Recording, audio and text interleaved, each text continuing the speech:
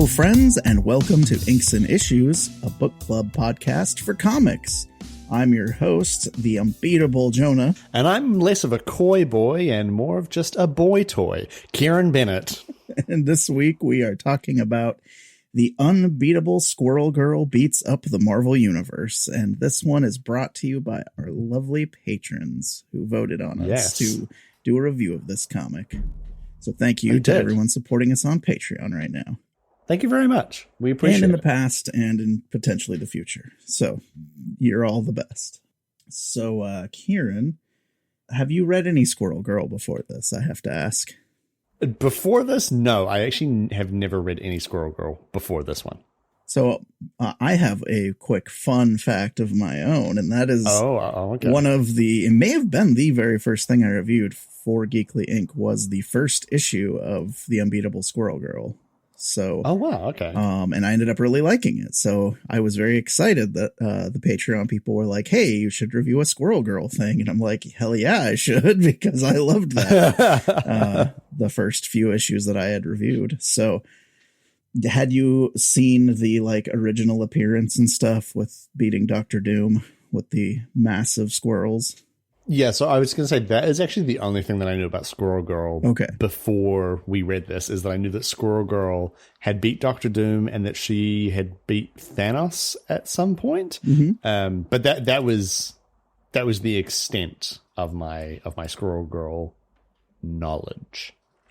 Yeah, that's fair. It's a minor character that I knew before because of my friend Dave, who I know listens to the show, so shout out to Dave.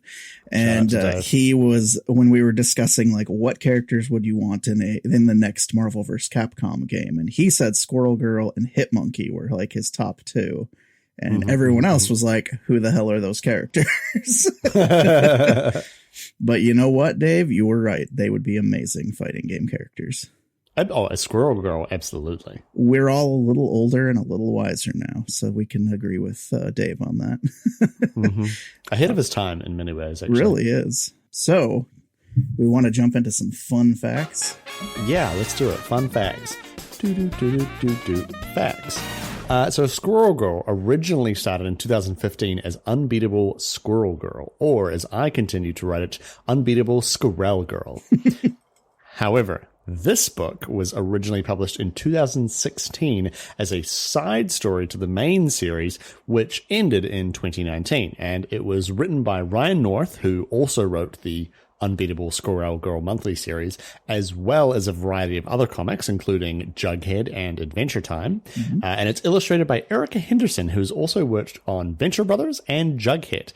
But the highlight of her career was obviously working on the live-action Underdog film in 2017, which Wikipedia saw fit to tell the entire world about. I don't know what her role was on that film, but she was involved.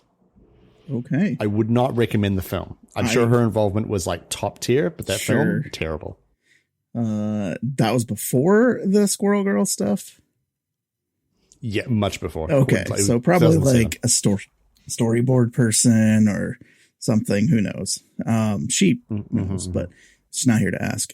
So Ryan North is also notable for Dinosaur Comic, which is a very old webcomic that uses the same 4 clip art panels of dinosaurs for every single comic. Oh my god, is that the guy? Yes, it is the guy. It is also the same guy who has written some very funny choose your own adventure books like To Be and or Not to Be, which is choose your own adventure. He actually has 2 Shakespearean ones at this point. But also I wanted to mention, we kind of said it already, but the original Squirrel Girl appearance was in 1991, where she meets Iron Man, teams up with him briefly, and when he's captured, she defeats Dr. Doom. So that's the really famous one that only appearance that she used to have, is my understanding.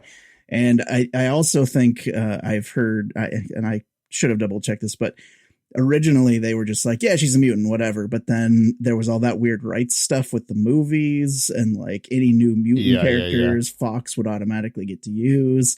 So when they relaunched, they're like, no, she's not a mutant. She just has these powers. Just don't ask. Just cause. Yeah. She fell into a vat of squirrels. Right. Bitten by a radioactive squirrel, I assume. But yeah, so that's shot with squirrel rays in a laboratory.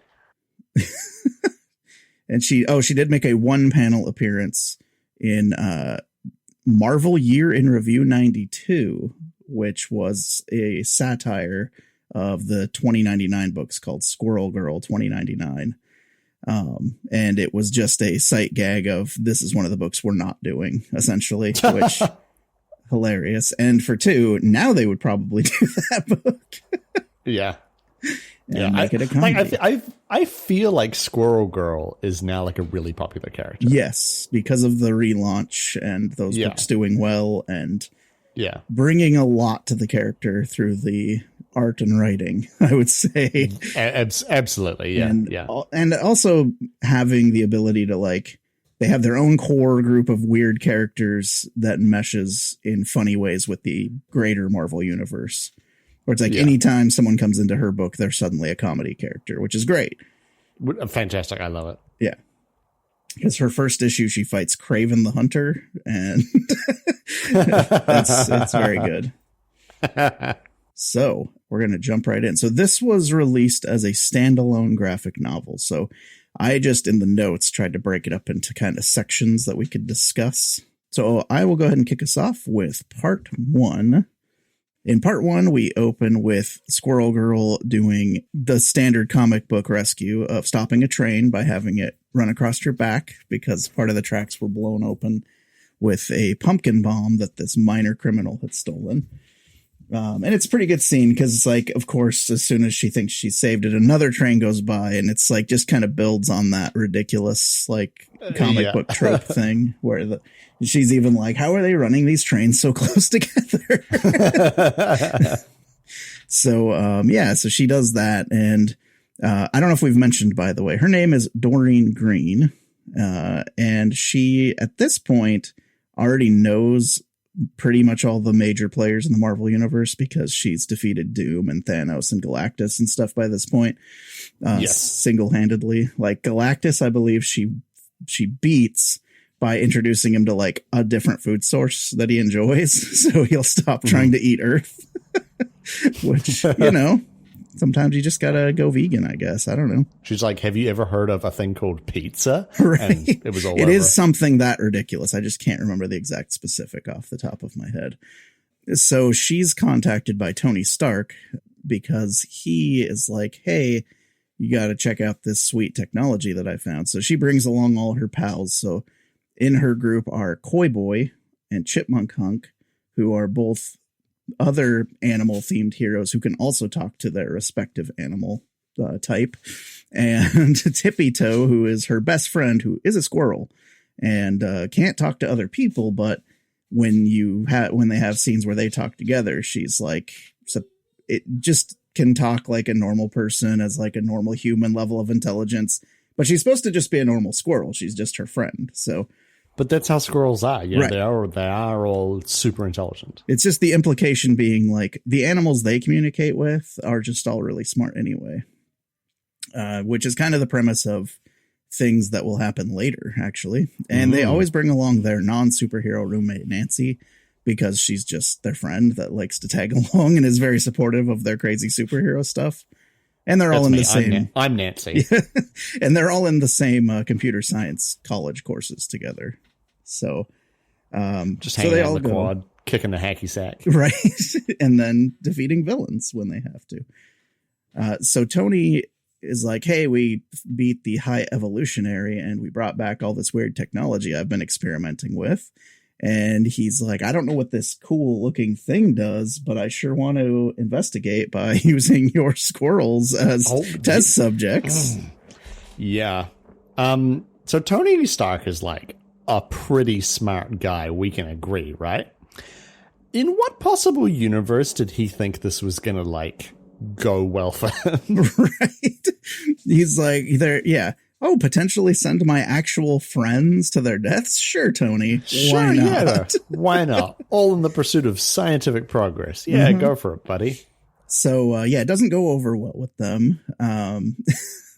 And they did make the teleporter look exactly like the one from The Fly, which I assume you've not seen because it's a movie. No, I've not seen it. But I do know what the teleporter looks like in The Fly. So it's Jeff Goldblum, and he turns into a fly. Get this. There's a mishap in his lab, and he becomes part fly. It's pretty crazy. And there's a freeze frame and a record scratch. And Jeff Goldblum's like, that's me, and I bet you're wondering how I got here. Oh, he wouldn't say it like that. He'd be like, that's me, and you're probably wondering, how did I get here?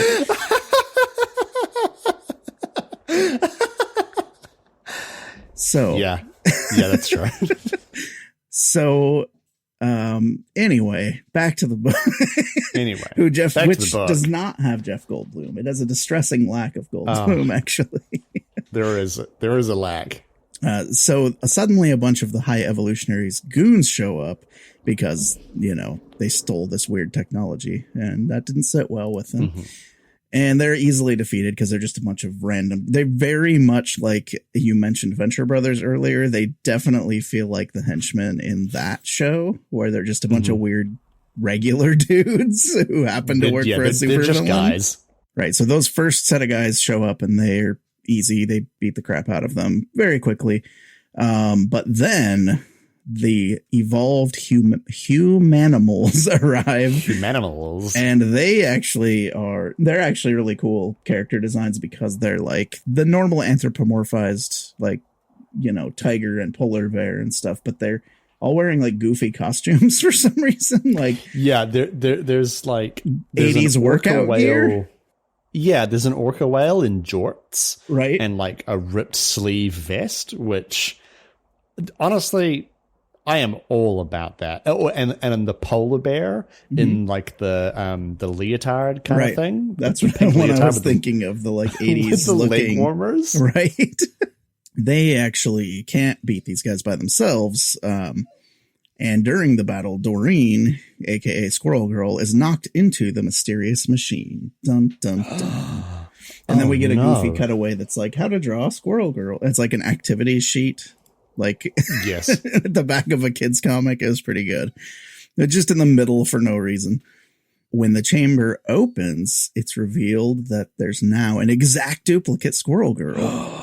A clone? Uh-huh. And they sing a song to the tune of the old Spider-Man cartoon about how there's now two Squirrel Girls. In fact, that is a running joke in this entire book. The theme to the old 60s Spider-Man having new lyrics from Doreen singing about various other characters, including Tony's ringtone being about Iron Man when he calls her. That's what what she has for him in her phone is a song about Iron Man, but to the tune of 60s Spider-Man cartoon. So I appreciated that joke. It was one of those, that's kind of silly, but then the more they did it, I was like, it just gets that building. Piled on ridiculousness. Yeah. Which is a theme, I feel. Oh, for sure. Book. Yes. So the duplicate and her team up, and with her help, they're able to defeat these guys. No problem, because now they have two unbeatable Squirrel Girls, right? Two Squirrel Girls. And then we jump ahead 3 days later, and both Squirrel Girls are fighting. How could anyone have seen this happen? Jonah, I guess you could say that things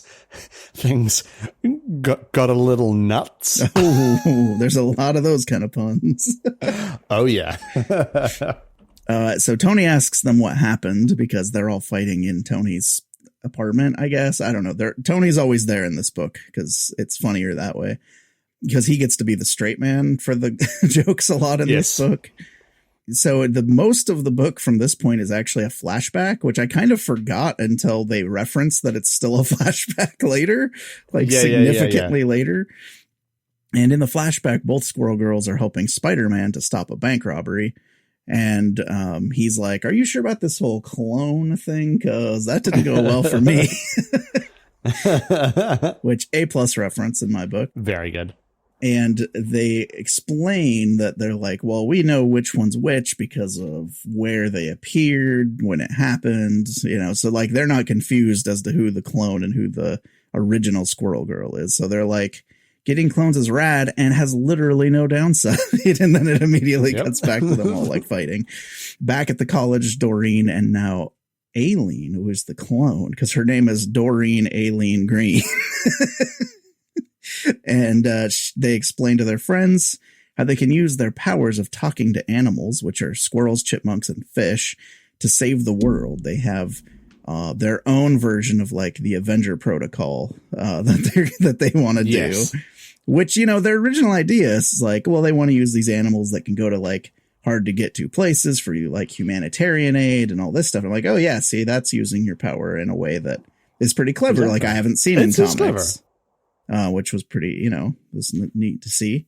But unfortunately, on the way home from college, they see a squirrel that they know named Chomsky, which apparently that squirrel is in some of the other books, which there was like a little footnote saying like, oh, see this other, like Marvel always does. So I was like, oh, that's cool. There's like some world building even within the random squirrels she's encountering throughout the city, which I thought was pretty clever. And unfortunately, though, Chomsky's been hit and killed by a driver because, humans aren't going to stop and get out and check on a squirrel. So it's a very sad scene. And it is. They're all like upset about it because they know like these aren't just squirrels to Doreen and Aileen. They're like her actual friends too, because they can speak on that same level. And while Doreen is like really sad, Aileen is like, these humans suck and I'm going to figure some stuff out, and just leaves. Like she's really mad about everything. She is super pissed. Yeah. So she's like, I just need some alone time, and runs away. And then she's gone for like several days.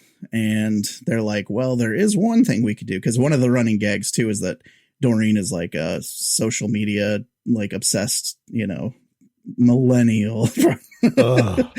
I guess it'd be zillennials. I don't know how that all works. But anyway, so they use Twitter to find anyone posting about weird occurrences in that area in New York, and basically use the geotagging on Twitter responses to narrow down where she's hiding. She has her snap map turned on in the Snapchat, and it took them like 4 seconds. So they find out she has a secret base in an abandoned factory in Brooklyn, and unveils her plan to make humans work in the service of squirrels. Oh my gosh. But how will they get enough squirrels? She stole the duplicator. So now we know whatever is different about her will also be different about these squirrels. So that's where I called the end of part 1, is kind of the whole setup to the point where the real conflict starts. So yes. What did you think of this first part going in? Like, how blind were you going in? Did you know how weird this book is?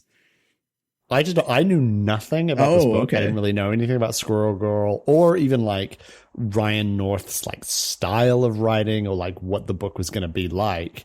All I knew was it was called Squirrel Girl Beats Up the Marvel Universe, and that Squirrel Girl was in it. And I just started reading. I will say, like, up to this point, I was kind of like, I think maybe prior to Aileen running away and getting the duplicator, like it's fun, but it's maybe a little slow up to this point. I think potentially that's because like the title is so bold and so big, and the cover is like, too. There's like just a pile of every single superhero that she's standing on. Yeah.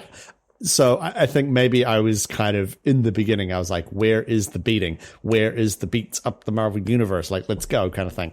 But I think like the writing is kind of charming enough, and the style is like quirky enough that I was, I was entertained, and I just kind of kept reading. And I think this is kind of the point where I was like, okay, I can now kind of disregard like the bombasticness of the premise, and I'm just interested in what's going to happen in the story. Yeah, that's fair. So, Jonah, what did you think of part 1? Part 1, yeah, I agree with you. It is a bit slow, especially if you don't know the characters yet. And I know he's like establishing all the characters, because if you were just like, oh, I've heard Squirrel Girl's good and picked this book up, you wouldn't know who like Koi Boy and stuff and Chipmunk Hunk are, you know? No, they meant nothing to me. Right. And they're not in this as much as I would have thought they would be with how much they established them in the beginning.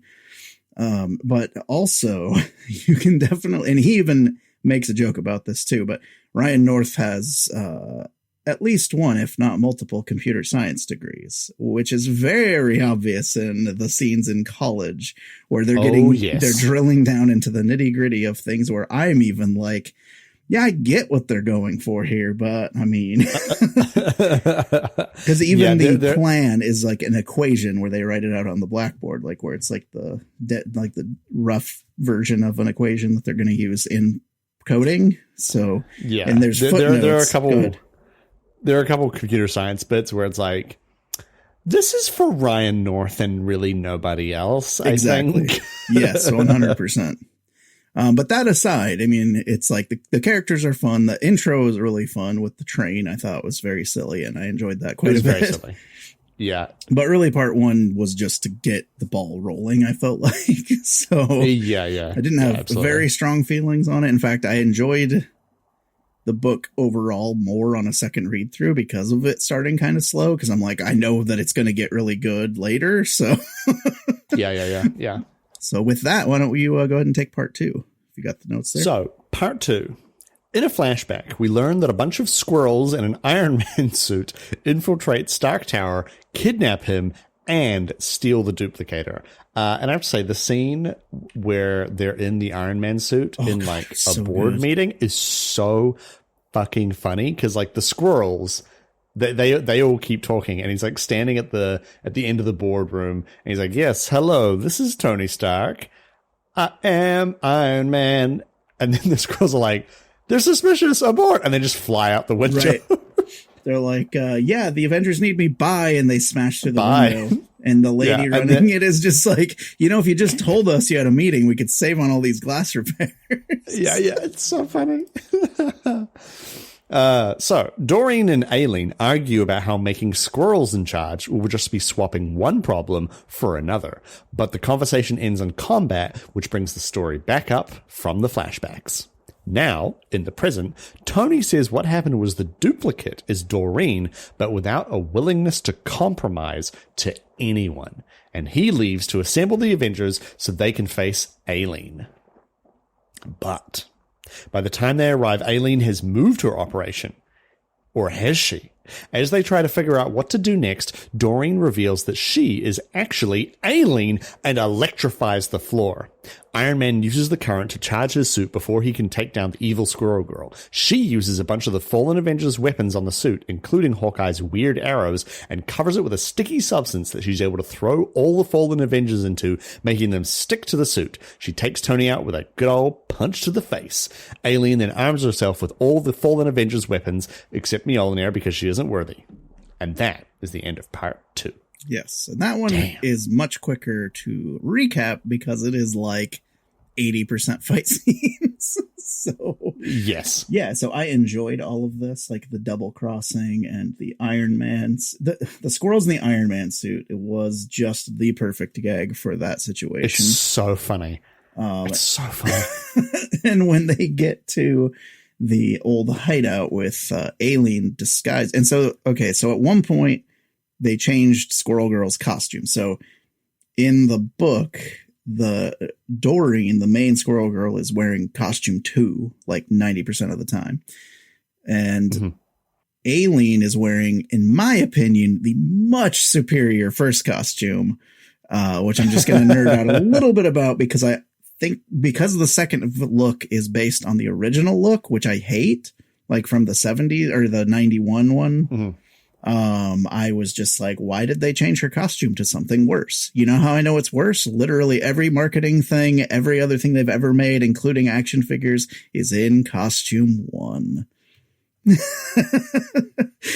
Because it's better. I just had to get that out there. So no, her fair, plan... You, don't apologize for having a correct opinion. I mean, I'm not apologizing about my opinion. I'm apologizing for having to push my glasses up so far they smash into my brain, you know? Yeah, they go right out the side of your head. Right, exactly. So I also liked how the Avengers, you get a sense of like where this was written, because Captain America is, Falcon Captain America, and Thor is Jane Foster Thor, and I don't even know who Ant-Man is these days. He's just an ant, a bunch of ants in a suit. But I do love that Tony Stark made a squirrel specific suit for fighting the evil Squirrel Girl. Like, it has a big squirrel face instead of the Iron Man face. Yeah. So stupid, but I loved it.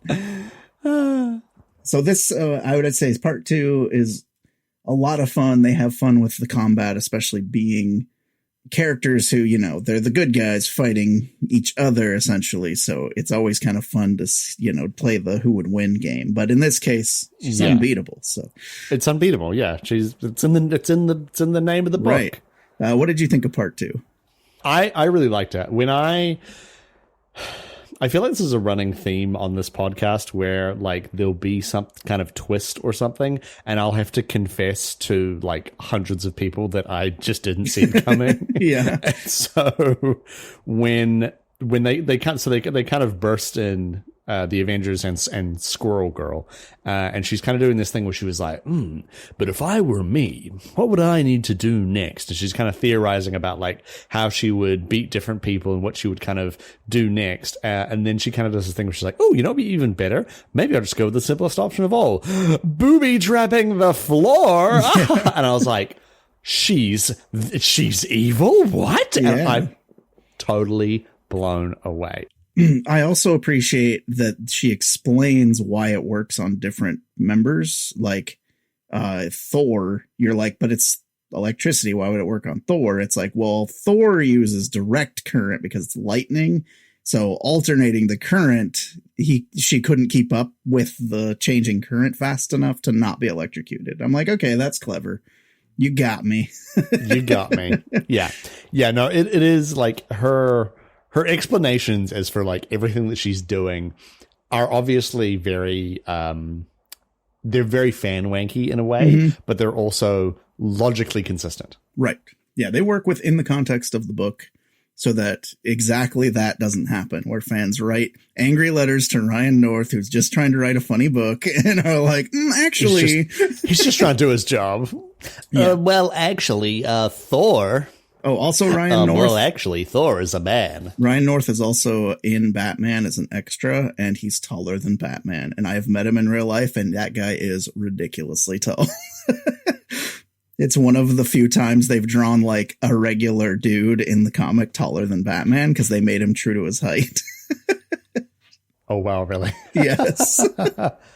Just thought I'd throw that out there because I thought it was funny. Because I've seen him brag about that on Twitter before. Giant. Yeah. All right. Any other thoughts before we move on? No, it was good, eh? All right. Part 3. So meanwhile, Doreen and the real Doreen and all of her friends are looking for Aileen to find her out in the woods because they were doing their own tracking. And they find her and they're like, oh, okay, we can talk this out. Everything's good. And when they go up to her sitting on a log in the middle of the forest, it turns out she's just a bunch of squirrels wearing the costume. It's so dumb. Yeah. It's so stupid. As you mentioned earlier, the bringing the jokes back is very much a consistent thing in this book. Yeah. Yeah. And I love how flexible the squirrels are. Right. They can use the squirrels to do anything. I mean, they can get into anything. They're crazy. We had them been under the house before. It wasn't good. So they find a note from her that informs them hey, you're already too late. I already took out the Avengers because you're not going to find this until this stuff's already done. And then she's talking about the rest of her plan is already in motion, and using the combined power of a whole hell of a lot of squirrels Aileen is able to take out the power grid of the entire continent of North and South America. And there is a funny aside where they actually explain, so power outages usually happen because of, they said the thing they protect against is hackers breaking in and taking down power grids. And they're like, but they're really, really good at fighting that. And it has literally never happened. However, the thing that takes down power grids the most is squirrels. And apparently that's a real thing. He did his research. He lists what other things are that also take out power lines. So it turns out they're the main reason why power lines go down. So using all of them with a combined effort all over the place in the United States and Canada and South America, Mexico, Central America, she takes down within hours, all of the electricity. The whole lot, all down. And they are like, there's no way. And they pull out their phones and there's no signal. They're just in the middle of the park. Can't get in touch with anybody because she wasn't lying. She took everything down. And then we go back to the city and find out that Aileen has been using a little tiny device that is a negative zone teleporter. And she's actually getting rid of the heroes so that they're not a threat later. So she doesn't actually kill anybody. She's just teleporting them to, the negative zone where a nihilist is there. Zone, yeah. It's fine. Yeah, it's fine. Nothing bad will happen, I'm sure. It's probably fine. And they said normally you either have to have a device that can do it or someone that can generate a ton of power. But since Mjolnir didn't go with Thor, apparently that's their excuse for Thor not just being able to open a new rift and come back immediately. So looks like they thought of everything. They did. They did think of everything. So now we get to her plan, the evil Squirrel Girl's plan for taking out the rest of all the superpowered people, both good guys and bad guys. And she just basically Mega Mans it. She uses the weapon of one defeated guy to exploit the weakness of the next one and the next one, and basically works her way up the chain so that she can defeat everybody. And there's actually a countdown throughout the book of how many are left for her to take out, which I thought was kind of a cool little thing that they were referencing, because one of the other running gags in this is Deadpool, for whatever reason, has a set of trading cards, and they're all heroes and villains with all their stats and their weaknesses and strengths. And it's supposed to be just a reference to the old cards. I used to collect those as a kid, the blind packs with bubble gum in them, but also had X-Men cards and stuff. I used to have a huge collection of those. And then I gave them to some kid that I felt sorry for in high school because he was kind of a loner, and he found out I still had mine. And I'm like, yeah, you can have them. I don't care. They're just sitting in a drawer somewhere. He was so happy. I made some kid's day. I was a kid at the time too, but still. So because of having Deadpool's trading cards, and she just already knows, she doesn't have to do any guesswork. She goes into each fight knowing exactly what she needs to do to fight exactly how it's going to the next person. So I thought that was another clever way to kind of speed things up, because everything moves really, really fast, really quickly. That's why we're kind of blasting through everything, because it's once it does get going, it's nonstop. So she takes down Spider-Man and then uses the webs to take out. So she uses the punch glove from Hawkeye after she's knocked Spider-Man over to knock him out. Then she steals the contacts from Black Cat, which let her see infrared light so that she can take out Mysterion, who is Mephisto's little brother, I guess. I don't know. He's the new version. Mysterio. What did I say? Mephisto. Oh, sorry. Wrong M named villain. And so she just works her way down. And then there's a whole gag with Hobgoblin and how there's been 8 or 9 different people that have used that name and stuff. Yeah. And this came out when it was Lady Octopus, and Dr. Ock is dead apparently in the timeline. I don't know. I wasn't keeping up on things when this came out at all. And one of my favorite gags is she defeats the Thing just by using Spider-Man's web on his mouth and nose so that he just goes unconscious for a minute so she can zap him into the negative zone. And she's like, yeah, you're a guy made of rocks who apparently has to breathe for some reason. Needs to breathe. Yeah. Why?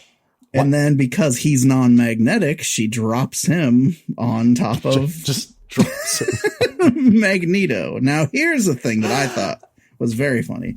There's a constant running gag of how do you pronounce Magneto? Is it Magneto because it's a magnet, or is it Magneto? Now, the movies have told us it's Magneto. However, yes, I always thought that sounded really stupid when I was a kid. Now I'm used to it. And that's because you'd never seen it or never heard it spoken. It was always in print. And I'm like, I agree. It's a magnet, Magneto. I'm like, I called him that for years. And then the X-Men cartoon came out and I'm like, Magneto, like Neato, guys. And apparently that's canon. Yeah. It's one of those things like, because when I was first exposed to the X-Men, it was, it was kind of in this zone where like I think the first time I ever heard what the X-Men was, because my dad obviously was like a big Marvel reader, right? And he had bought me like a kid's book about like, who are the X-Men? They're mutants, and this is Cyclops and this is Wolverine. I can count to 5, my first book kind of thing. And but the X-Men cartoon had also, obviously come out as well.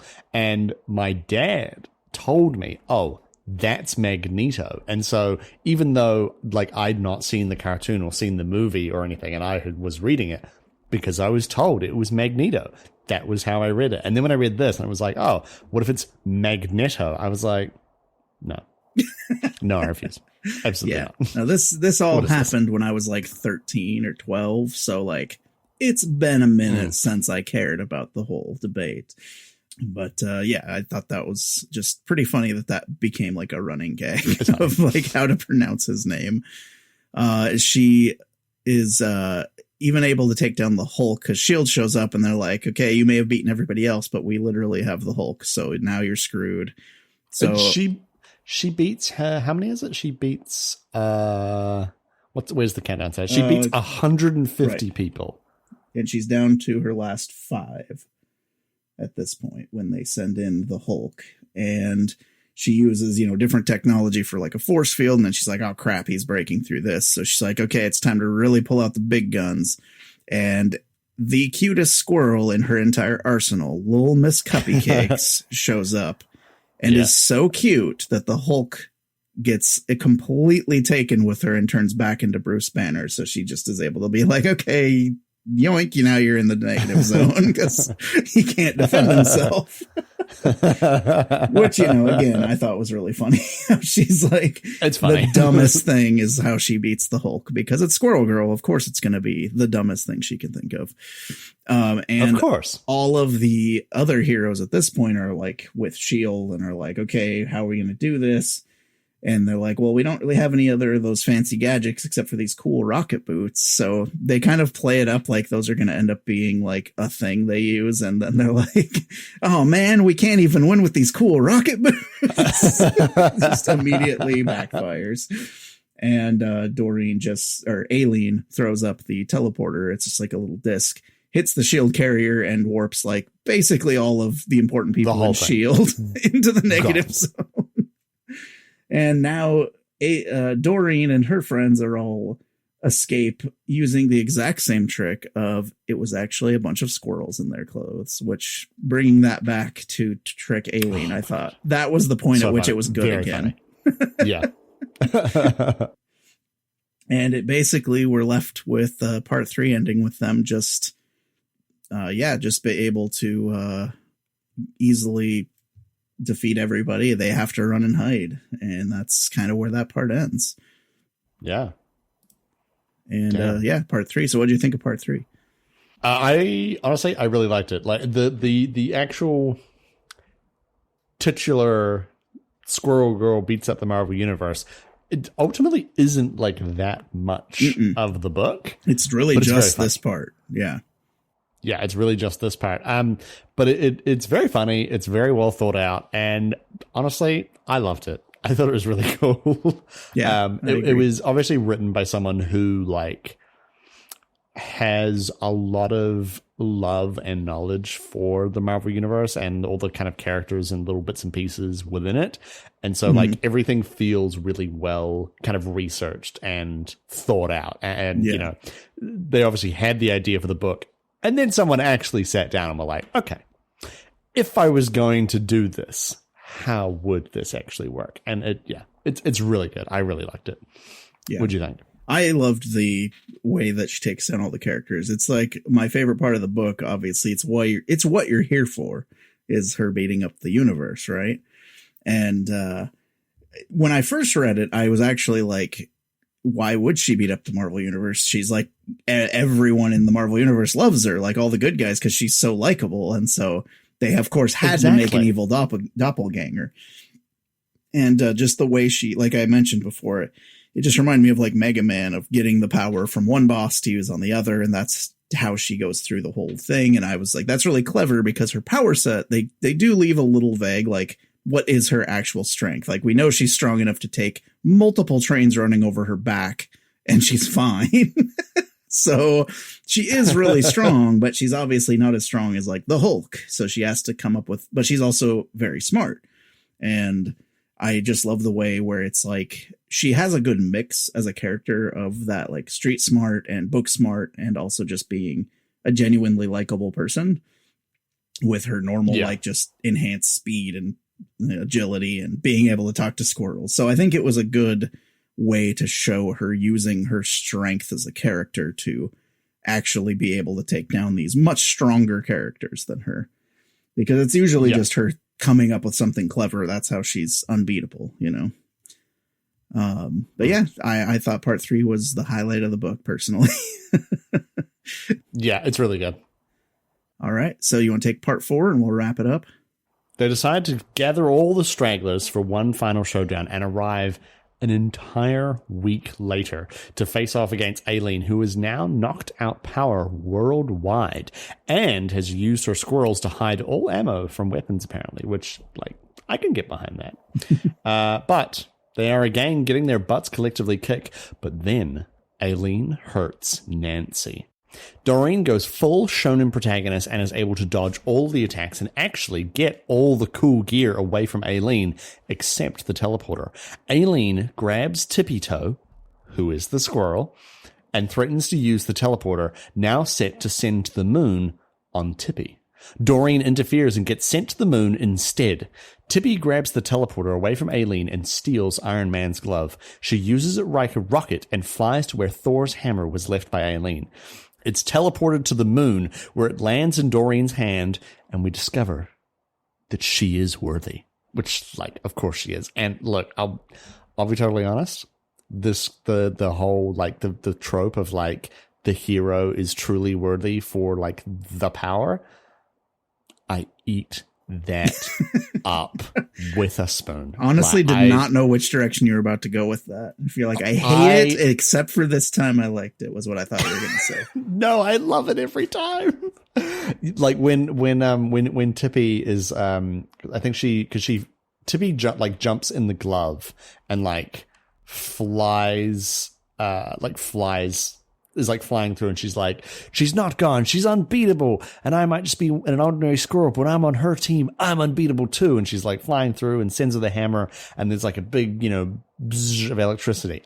I love that kind of stuff so much. Yeah, her becoming a shonen protagonist, I put in the notes, because it is literally like, we can't beat her, but now I have to beat her because my friend is in danger, so I'm going to.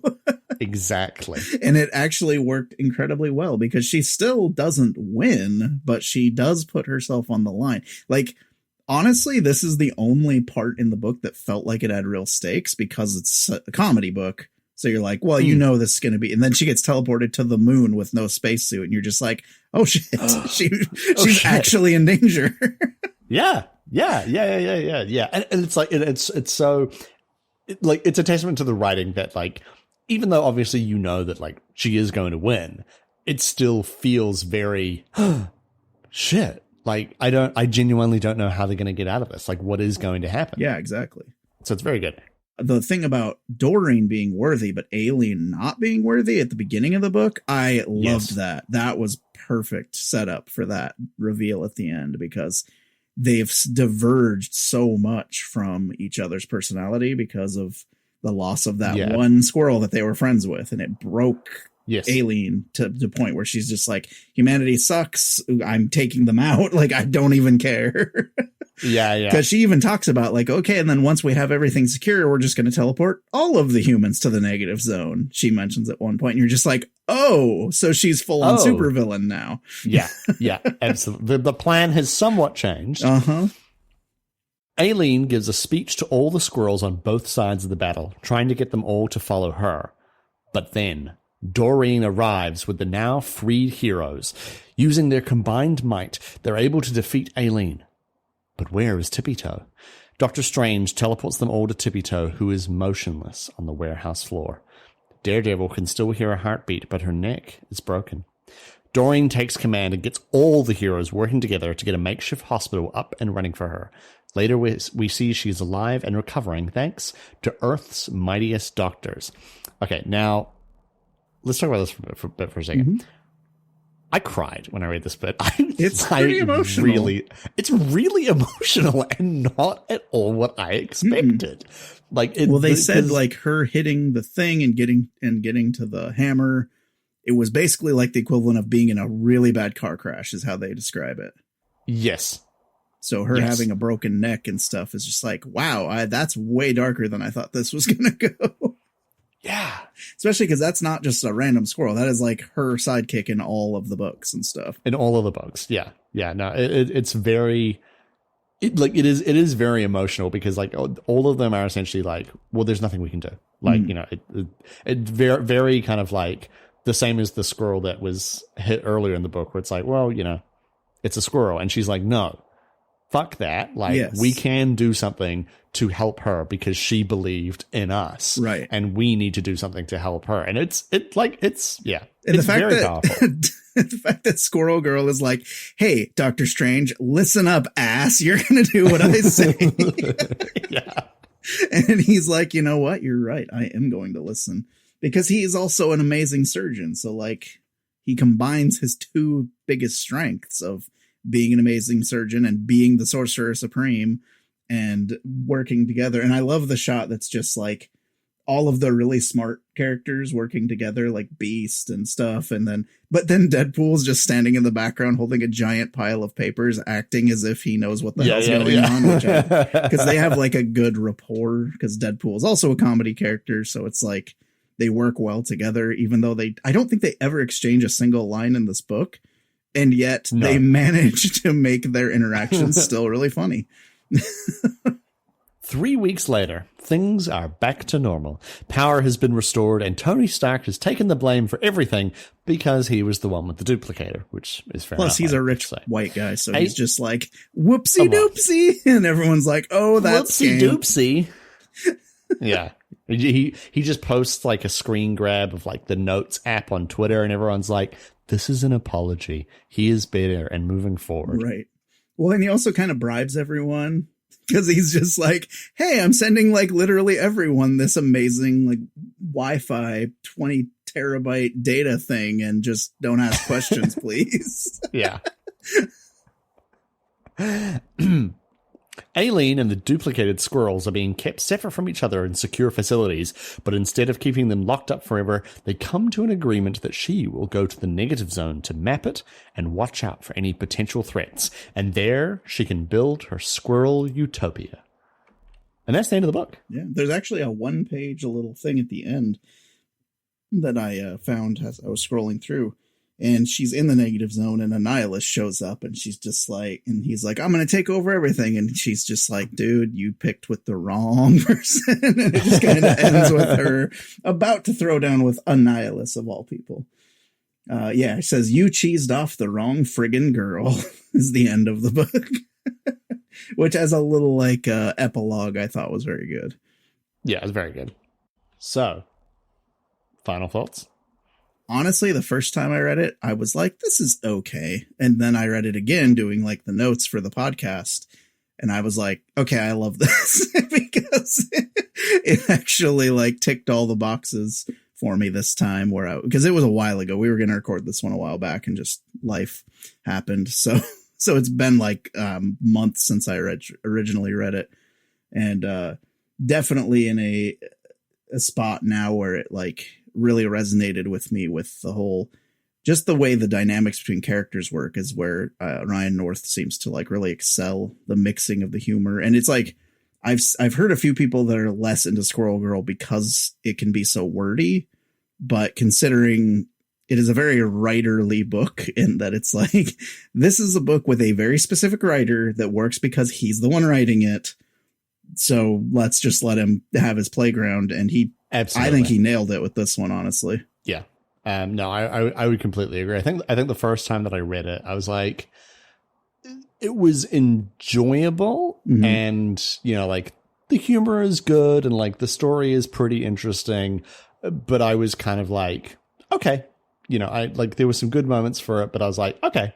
But then I think the second time that I read it, I just enjoyed it just that much more, and I think. Definitely on a reread, it's like my opinion has now kind of amped up by like a factor of 20, where I'm like, nope, the writing is actually like super solid. The jokes are really funny. Yeah. A second read really shows how like tight the plotting was too. You're absolutely correct. Like rereading it and like kind of re-examining it, you do actually realize how tight it is and how, I guess, like how well thought out it is, and how much like kind of foreshadowing and thought there has been put into it, which I suppose is sort of a natural thing because it is a graphic novel and not like a collection of monthly issues. Yes. Yeah. That was one thing right before I'm like, wait, this was just a standalone, right? Because I'm not seeing issue breaks when I was doing the notes, and you're like, yeah, no, you're right. It's standalone. No, it's just standalone. But yeah, and honestly, like there is a surprising amount of heart, in the end of it, as we mentioned as well. So yeah, I think it would really be quite an easy recommend, I think, for people. But I think potentially to get the most out of it on like that first reread, I would say the start of it is maybe a little slow. Like that would kind of be my only criticism is the start with like, the setting up who all the characters are and going to Tony's and finding the duplicator and having the duplicate Squirrel Girl. It is a little slow. I personally have no idea how you could possibly like tighten that up at all. Yeah. But it is maybe a little slow compared to the rest of the book. But I think if I'd kind of known that. I think that's the thing I realized on a reread was he's assuming you have not read the normal books. So going in knowing that the second time, because the first time I just assumed, this is just one of the, story arcs or something. I'm like, oh no, this is definitely a standalone because they're like, hey, these are who all the characters are. Here's their power sets. Yeah. And it's great because the Deadpool cards are a really easy way for them to not only one, introduce you to more obscure characters sometimes, but two, it's just such a fertile ground for him to put in jokes because they're all written from Deadpool's perspective about that character. So it's not like, Stan Lee at Marvel going, Excelsior, this is the character I created in 1971, and this is his power set. It's like Deadpool going like, look at this jackass. Yeah. Which I really like. Jag over here. Yeah. Yeah, it's good. It's good. I liked it. Yeah, so definitely I would easily recommend, especially if you're looking for a good like all ages book. There's like, it's got a lot of heart. It's like Squirrel Girl in general is just a good book for like anybody. It's an all ages title. It's really funny. There's a lot of jokes in there that are like I'd call them footnotes. They're like at the bottom of pages under the panels. There's always like, sometimes they're his voice and sometimes they're like almost like Doreen talking to you, but it's like he kind of switches between the two, which is a little confusing at first. But they're usually really funny. They're worth reading. It's kind of like the footnotes in Hitchhiker's Guide is what I would equate them to, where it's just like, oh, by the way, here's why I'm talking about computers so much, because I have a computer science degree and that's like my thing. And he has like a whole thing about, you should learn to code. It's really fun. And that's just in the middle of a storyline. So it is one of Squirrel Girl is like the most Ryan North ebook I could probably recommend that isn't like his own original creation. So yeah, easy to recommend, I would say. 100%. All right. Well, I think that's going to be it then. It's kind of a shorter one, but that's okay. Yeah. Because my house is always chaos. As we hit off from the first bit of this podcast. So Kieran, where can people find you online? Where can find people you? Online, me find on Twitter at Mr. K_Bennett.